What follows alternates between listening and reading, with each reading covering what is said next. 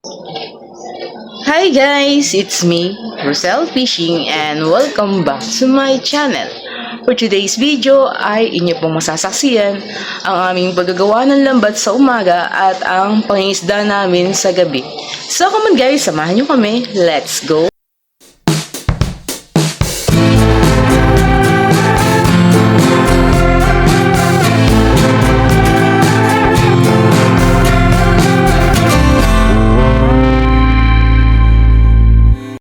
So ayan po mga idol, yung ginagamit naming lambat na panggilid. At napakalaki na ng naitulong sa amin yan. Kung sa pang-ulam lang ang pag-uusapan. At nalilibang pa kami habang nangingisda sa dagat. Ayan, ngayong hapon ay busy si Oshino sa kanyang pag-repair o paghahayuma. Dahil mamayang gabi ay muli nating gagamitin yan.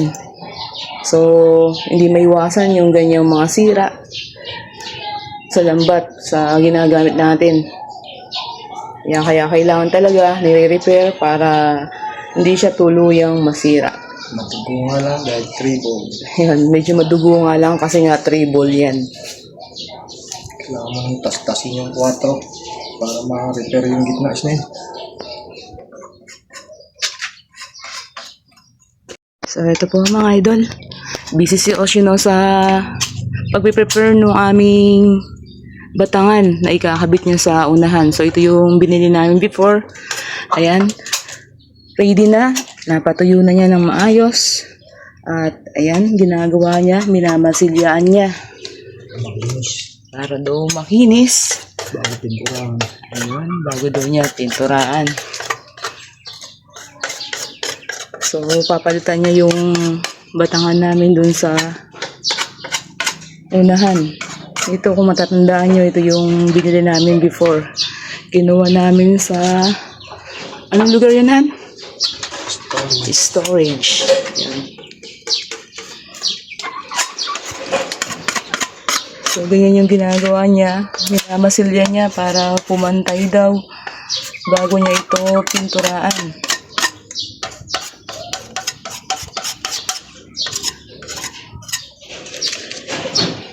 Yan. Para kapag ready na ay may kabit na. So naka-ready na tayo. So susunod na paglaot. At sana ay itong mga susunod na araw ay magkaroon na ng pahuli. Ayan, habang ito namang ating makina ay inahon niya dito sa bahay. Dahil nilinisan niya at change oil. So bagong change oil na yan. Kaya all sets na. Ayan, pag nakabit niya yung ating batangan ay ikakabit na rin niya yan. Just in case na magkaroon ng pahuli ay ready na tayo. So, excited much. At mamaya nito, siguradong sa gilid na naman tayo ng dagat para mag-fishing. Ayan, ganyan lang po ang aming ginagawa sa araw-araw. Hanap tayo ng mga bagay na magiging produktibo tayo at sa hapon naman or sa gabi ay pangingisda yung ating gagawin. So habang walang pahuli, tiyaga-tiyaga lang muna. Magandang gabi po sa inyo lahat mga idol at nandito na kami ngayon sa bahay. Ayan, muli kaming tumesting na mangisda ni Oshino ngayong gabi. Bali, doon tayo napapunta sa batuhan. Kaya ayan lang yung natanggal doon sa lambat. The rest, hindi na namin tinuloy tinanggal dahil ang lalaki ng gulong doon sa ang lalaki ng alon. Sa gilid kanina, malakas yung bagat. So, ayan, meron patuloy tayong tatanggalin dito sa bahay. Yan, manananggal si Oshino. Ayan, oh. Sa laot. Ito yung nasa laot. So, ito yung nasa laot na lambat. Bale, madalang yung kinuha. Yung nasa may gilid natin,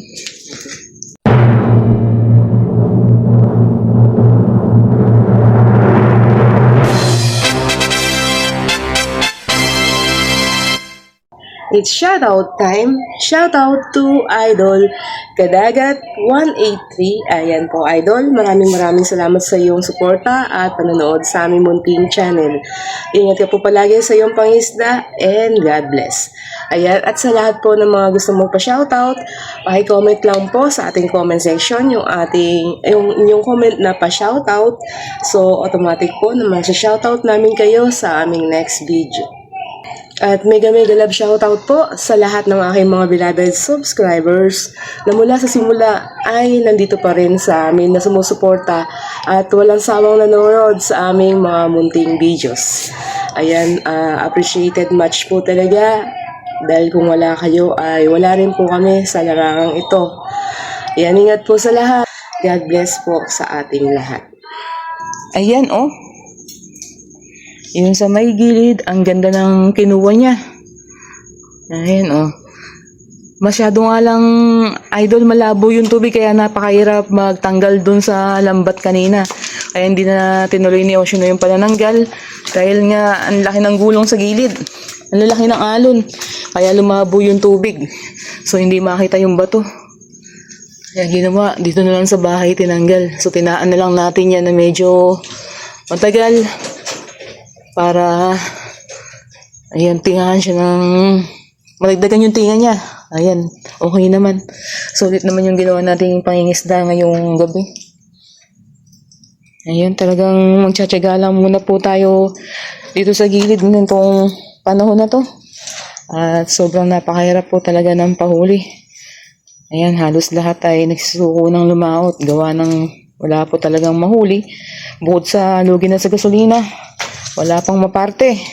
Kaya, ang tuloy, kami mga mangingisda na mga naglalaot nandito sa gilid at dumidiskarte ng pangulam. Kailangan talagang gawin yung ganyang diskarte para makasurvive tayo. Dahil hindi pa nagbibigay si Haring Dagat ngayon. Sana sa mga susunod na araw ay magbigay na ng magandang pahuli. Yan, ang laki, oh. Ang taba. Medyo may kahirapan nga lang siyang tanggalin kasi nakabalumbon yan. Ayun, no? Sana is dati may mga ano lang. Tataba. Mga bato lang talaga. Tsaga-tsaga lang. Yun, ang taba, oh. Taba niya.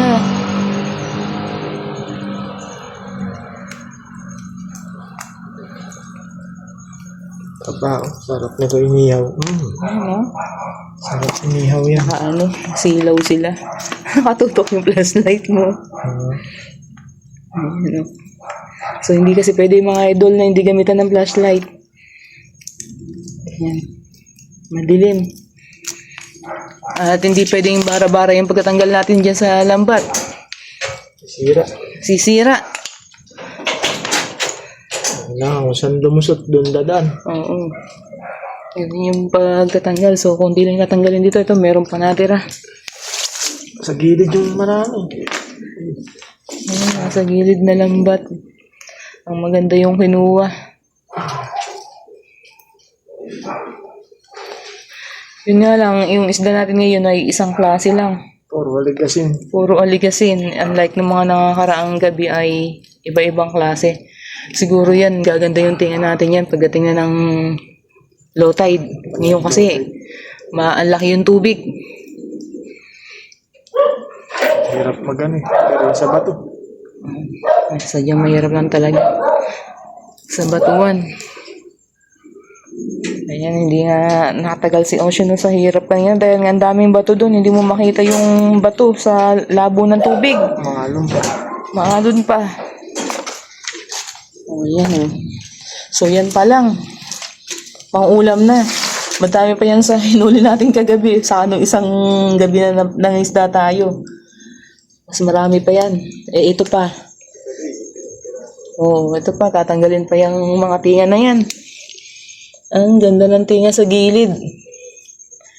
Saka ang tataba. Natutuwa ka sa taba, oh. Yung tiyan. Ang taba ng tiyan. Oh. Sarap. Sarap itinapan yan.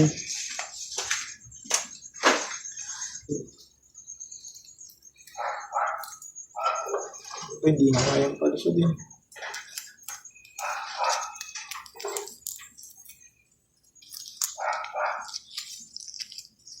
Hirap palusutin, mataba. Ang taba ang tiyan. Di mapalusot. Ayan, patapos na oh. Ayan, tapos na tayo. Tapos din. O, yan oh. Ayan ang mga idol oh. Yung kinuha natin. Sulit na sulit yung ating pangingisda ngayong gabi. Ang lalaki.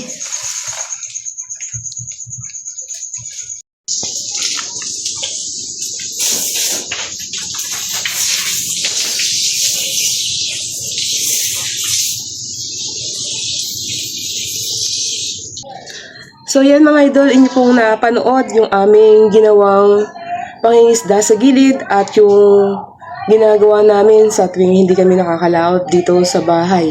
Ayan, dito po sa bahay ay busy tayo kahit hindi tayo lumalaot.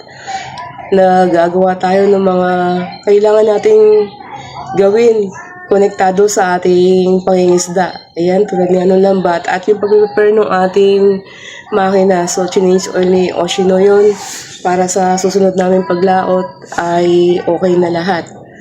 At sa gabi naman, ang ginagawa naman namin ay nangingisda kami dito sa gilid. So kahit sa pang-ulam lang ay makakatipid tayo. So malaking tulong na rin po yun habang hindi tayo nakakapangisda sa laot dahil wala pong pahuli.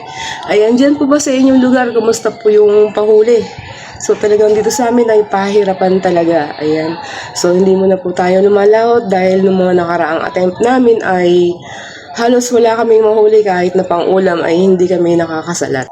Ayan, kung bago ka po sa aming munting channel at gusto mo mga fishing content na aming ina-upload, maaari lamang pong pakipindot ang subscribe button sa ibaba nitong aming video at huwag kalimutang i-click ang notification bell para ma-update ka sa mga bagong videos na aming ina-upload.